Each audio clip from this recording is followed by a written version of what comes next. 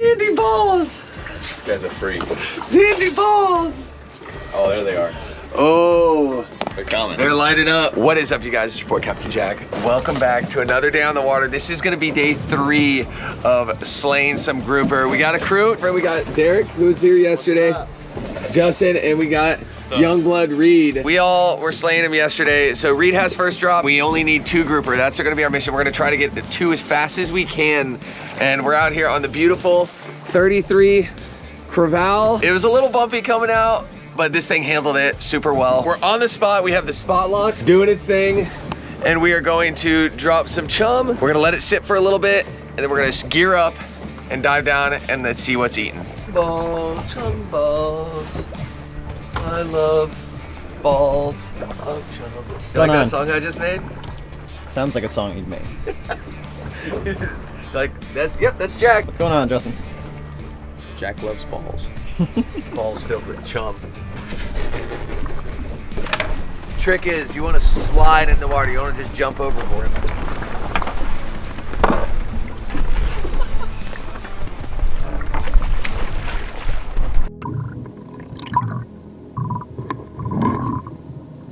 You guys, welcome underwater and welcome to the voiceovers.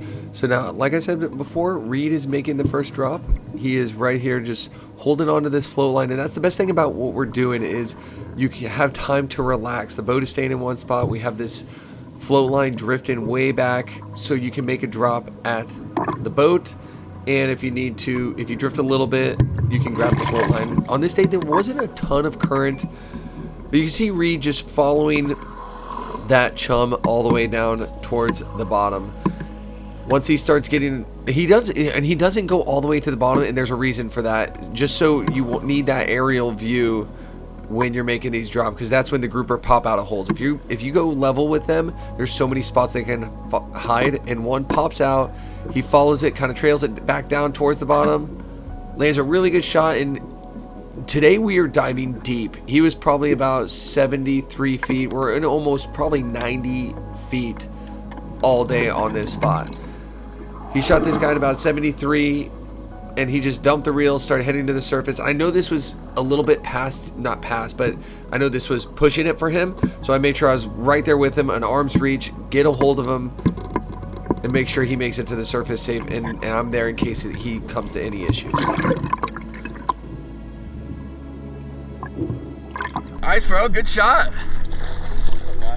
Yeah, good shot, dude. Yeah, dude. Nice work.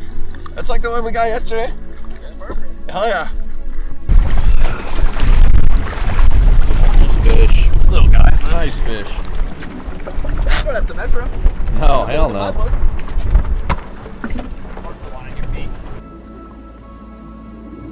Now Reed got that first fish, so our next goal is make sure we get another black grouper. If we get anything else on top of it, it's a bonus. But it is my turn to drop now, and Justin decides to hang out in the boat. He's kind of dropping chum. He has a feeling we're gonna get our limit real quick. It's not gonna be a super long day of diving, and we actually have to be back soon because Derek has his wedding rehearsal in the evening. So we need to be back by noon. Go ahead and hold your breath with me on this drop. And again, I'm gonna go down hopefully towards and I'm gonna hover just above the bottom. I see that giant school of yellowtail, and I'm gonna kind of use that as cover. The chum is going down.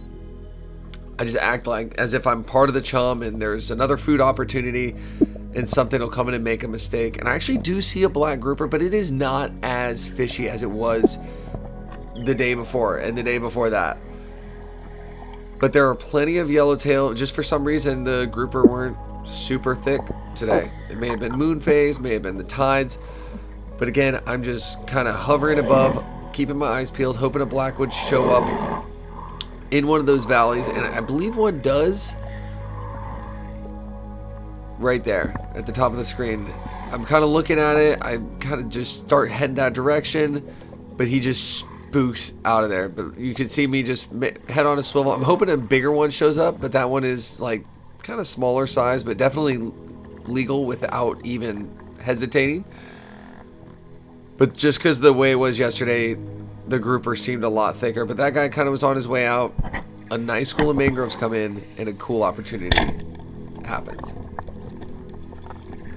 And believe it or not, you guys, this was on purpose. I'll talk about it once I get to the surface. But go ahead and finish holding your breath with me, and we'll chat once I reach the top.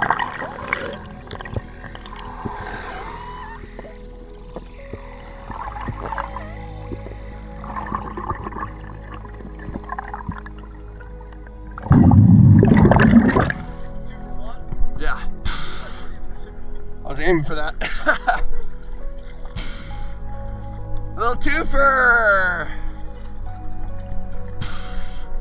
Dude, when luck and opportunity lines up, and when the fish line up, get the 2-for-1.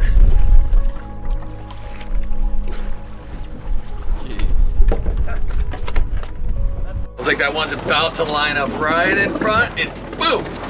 Perfect. That was awesome. Believe it or not, I meant to do that. I messed up the cheek meat on that one. So that is absolute best case scenario. Went down, I saw a black and he kind of like veered a little bit away from me.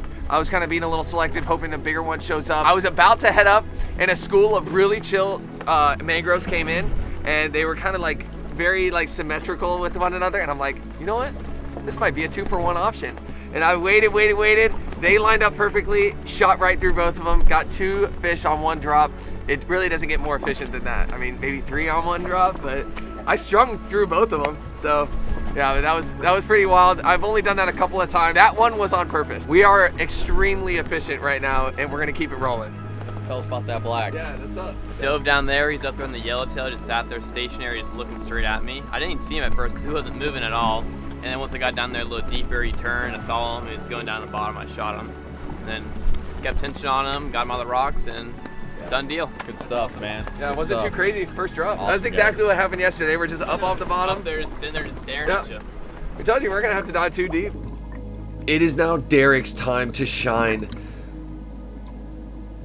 He's been behind the camera, so now it's time for him and I to switch spots. I go ahead, follow him with the cam. He's making a drop. And again, we still have yet to get that black grouper, so we're really trying to get the monkey off the back. It's been probably about an hour and a half, maybe 2 hours. Probably not even close, but I mean, it was literally, that was my first drop, was me shooting the mangroves. That was Reed's first drop, shooting the grouper. So now, this is Derek's first drop. He starts cruising down, does exactly what I did, hoping to see a black. Doesn't see a single black on this drop. I end up having to following him with the camera, but he's just panning out, like I said, just holding that level just above the surface. A nice mutton comes in off the sand, and he absolutely rolls it. And that's exactly what you want to keep an eye out for, is when you are diving these areas, a lot of fish tend to hang out around those sandy edges where the sand meets the reef. I don't know why, but they just love cruising in that little bit of open area. I don't know if they just are looking to ambush. I have no idea, but usually I love to, a rule of thumb, I love to hang around the edges of the reef, or if there's a little sand patch like that, it's always a good spot to either land or just keep an eye out, just like Derek did.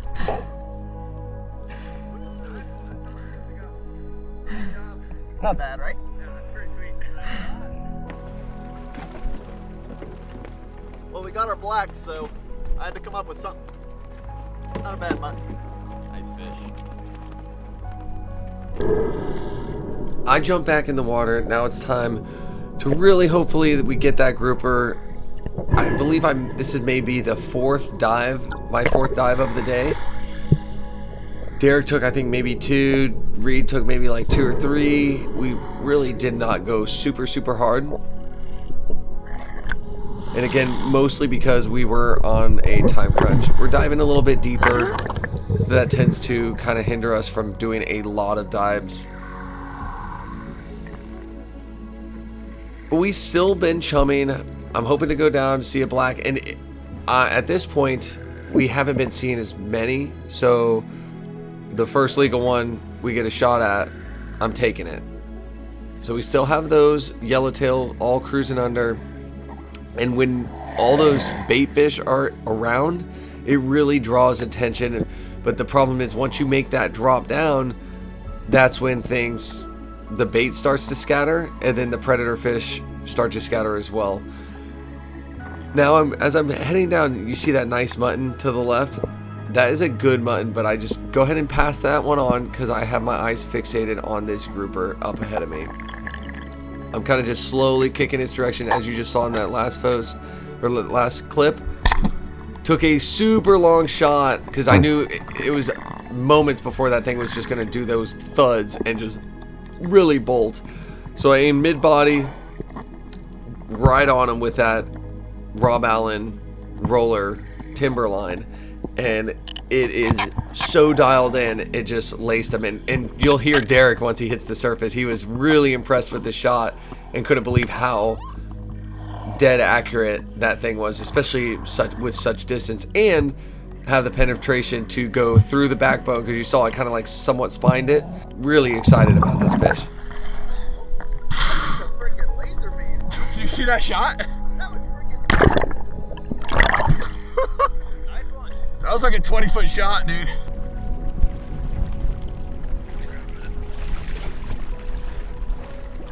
Dude, that was a long shot, dude. I shot almost all my line out double wraps. Oh, that was crazy. I shot him through like 2 valleys and just like, you just stuck him. Awesome, man. Clean pass through, I was shocked. Derek was like, holy shit, that thing's a laser. All right, you guys, we got a solid mess of fish. We're headed back in. I'll see you guys when we're cleaning these fish up, and stay tuned for a nice little catch and cook.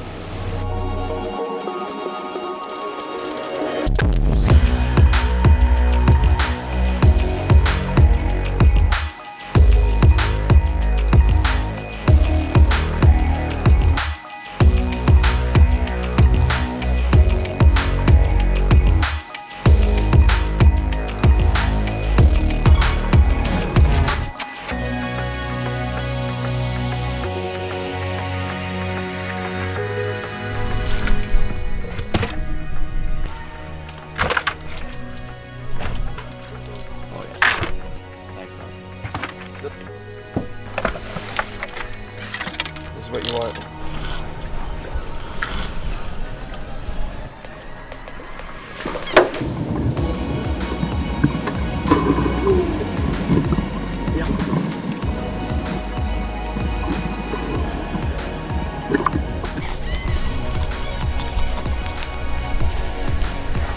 I don't really know exactly how to do it, but you can figure it out.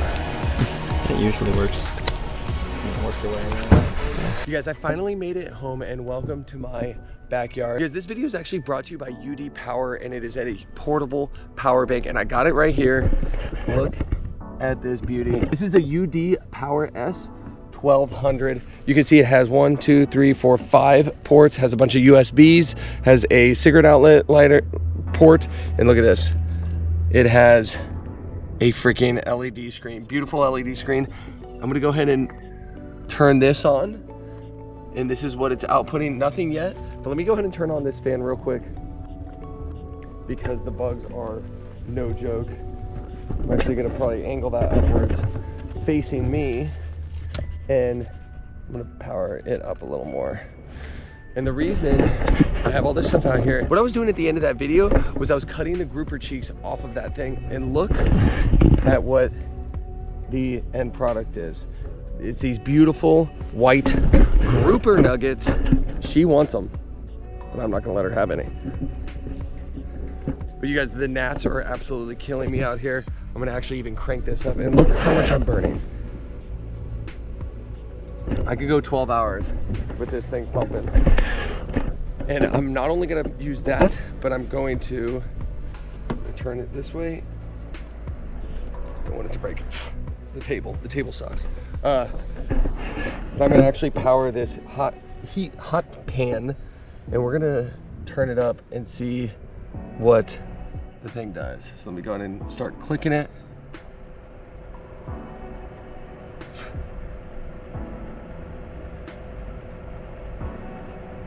Ooh, it has turbo mode. it is less than an hour. But this hot heating pan has one setting, and it just like heats and then dies, heats and dies, depending on what setting you have it on. I'm gonna put it on 300. Output is 1,223 watts, and also it says it can power it for almost an hour, 0.9 hours. And the cool thing about this is you actually have solar input, so if I was using this and it had solar, I would actually probably be fine and be able to charge it while I'm actually cooking. So the heat is heating up. I'm gonna put you guys right over here so you can see everything. And I'll show you why we're actually out here. Let me get you perfect. So what I have here is I have a couple of ingredients. Seasoning is only gonna be the Danos, and then I have 2 pieces of bacon, and then I have some mango. And I'm gonna bring everything close first. I'm gonna put some oil on the pan. This is just straight olive oil. I'm just gonna put it on the pan, and I'll show you why in just a minute. Realistically, you wouldn't have to have oil because you have bacon grease. But what I'm gonna do, I have soaked some toothpicks in water. Sorry, I had a scale. But look, check this out.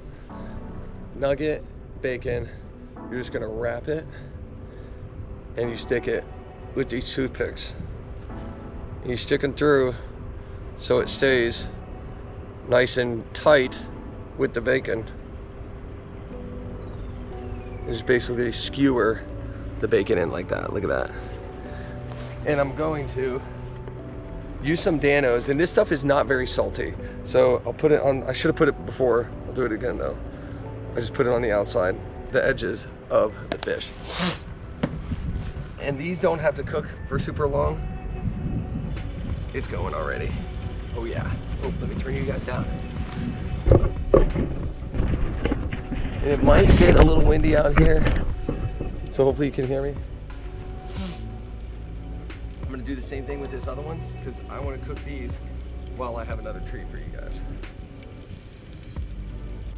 So I'm gonna skewer this with these toothpicks. Same thing, throw them in the oil. Oh, I forgot to freaking season it. God dang it, I suck. I'm off today, probably because I'm trying to avoid this giant storm that is surrounding my house. I'm just trying to make sure I get you guys some good content. And then what I'm doing with this, check this out. So we got this stuff sizzling right here. 0.8, we're at 93. It won't take it very long, thankfully. And these heating elements take a ton of juice. I got the fan blowing on me, which is amazing. And what we have going with this is this. We got fresh mango. This is a lemon meringue mango, and it came off of this tree. You can see it. This is what they look like. And I have bags on them to protect from birds and squirrels and a bunch of other critters that love mangoes. Also, an advantage of using these bags is that when they drop, when they're ready, they won't drop and hit the floor. I tie the bags into the tree, so when they drop, they're in the bag, and I just grab the bag, bring them inside, let them sit on the counter. This one is not quite ripe yet, and neither is this.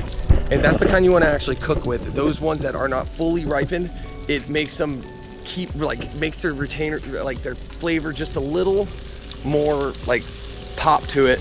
And then also, this is the lemon meringue, so it's gonna be a little citrusy.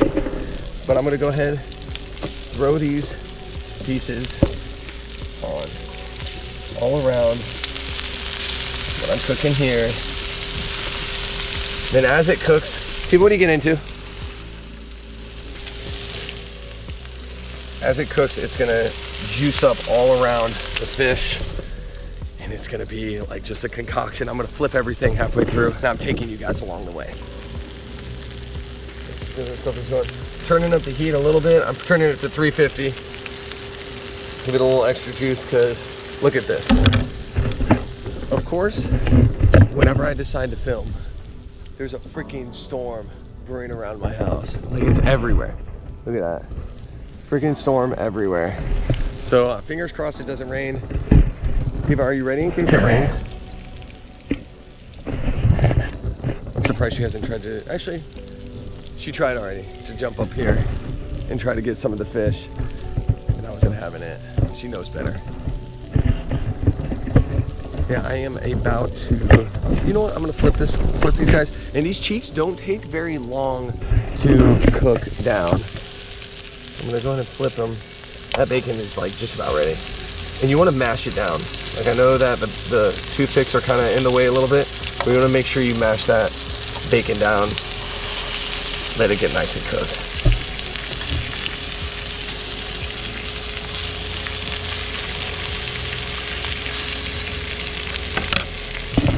Everything nice together. Gonna be delicious. There you go. Good a little bit. Good girl. Okay, so this mango is ready to be flipped. And it's kind of like, oh, look at that. That sugar on it is kind of like burned a little bit. Ooh, it's like almost caramelized. And yes, that was lightning. That was lightning that just, what are you doing? Hey, rolling around in something over there. Look at this, oh my God. That looks so good. And this mango is a little more on the harder side. It's like not super soft. And I don't know if you guys can tell, but around here, I have so many mango trees. Like this is a lemon meringue. That is a harvest moon, I think. No, it's a Gary. That one's a Gary. I don't know, it's written somewhere. I have a whole list. I think that's a harvest moon. Another one right here. This one is a pina colada. That one is, shoot, I don't know what it is. That one's a sugar loaf. You have coconut cream right here. That's an Edwards. There's fruit punch over on that side. I don't know the name of that one, but it's gonna be good. Cotton candy's over there. Got some banana trees, coconut trees. And I love the tropical fruit stuff. It's so freaking delicious because you get to have meals just like this. The cool thing about this UDPOWER is it has a light. It has like different modes. And then it also has optimize, it has fast charging, it has eco mode, normal mode. And it's great because you can toggle back and forth on the DC power. So you can use, you know, it's always, if you turn it on, it's always gonna be using the pumping the USB-C, the USB. And like, I love it because it has this built-in handle that you can just lift up and take it anywhere. You don't have to like grab it like from the sides or anything, and you just carry like a little suitcase. I'm definitely gonna be taking this on more adventures, especially down here in Florida when the bugs are bad. That fan is prime, and when it was plugged in, it was, I think it was like 12 hours it was gonna power it for. So if I take this camping, I can have that beautiful box fan in the tent, and you guys could too. I will leave a link in the description below of this product, and it is one of the more affordable ones because it's kind of a little bit of an off-brand, so it's very affordable, and so far it's held up pretty good. I'm cooking a meal off of it, staying comfortable, and I can do this, cook a meal for like about an hour. It's at 0.7. When I started it was at 0.8. It's at 76%, which this stuff is almost done. So you can probably cook multiple meals, multiple weekends using this thing when you're tent camping or just off the grid. Oh my gosh, these are definitely ready. I'm gonna set these back over here. And this storm is coming. It's coming, people, so I gotta start. Oh, you feel the wind? Hear the wind? That's not good. All right, I'm gonna hurry up and get this stuff done. It is, usually the wind happens and then the rain happens. So I gotta get this stuff in before, I gotta get this stuff in before it's too late. But I'm happy I was able to bring you guys along. But look at this, 69%, 0.7 hours left of cooking. This sucker is getting turned off. And this is getting turned off too. These are coming off. Look at how delicious. I'm gonna let them rest a little bit because they still cook a little bit when they're sitting there. I don't have a fork, so I'm gonna try to use this tongue. All right, so it's definitely cooked all the way through.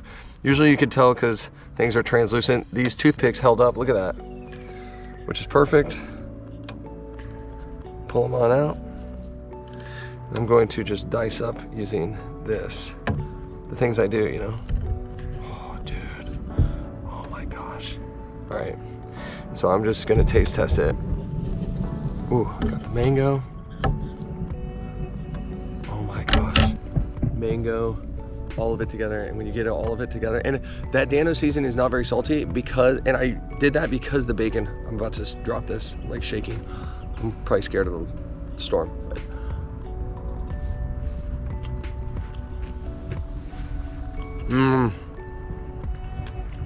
Oh my God. The mango turned into like, almost like mush. That is so freaking good. I am gonna try to beat this storm, and I still have to pack all this stuff up. I was super happy I was able to bring you guys on this adventure. This was a 3-day grouper slaying mission. There's a ton more content coming to you this summer. And you guys, I'm actually gonna be heading to Western Australia. That is the straight outback. I'm gonna be off the grid. I'm gonna be diving with some other content creators, and that is coming to you in July. That's when I'm heading that way. But leading up to that, I've already done multiple Bahamas trips, doing some ski missions. I'm doing my best to pump you guys content. And if you're interested in supporting the channel, just give me a subscribe, give this video a thumbs up. And if you want to do a little bit more, consider becoming a YouTube member. For some reason, the YouTube member is not very friendly with iPhones, so you have to actually become a member through your computer using an external browser. I don't know why it does that, but it's just, it is what it is. I just found that out recently. So if you've been wanting to become a YouTube member, that is how you get it done. And it is about to rain, so I need to head in. I need to eat this food. But like always, I will see you guys next week for another adventure. Later.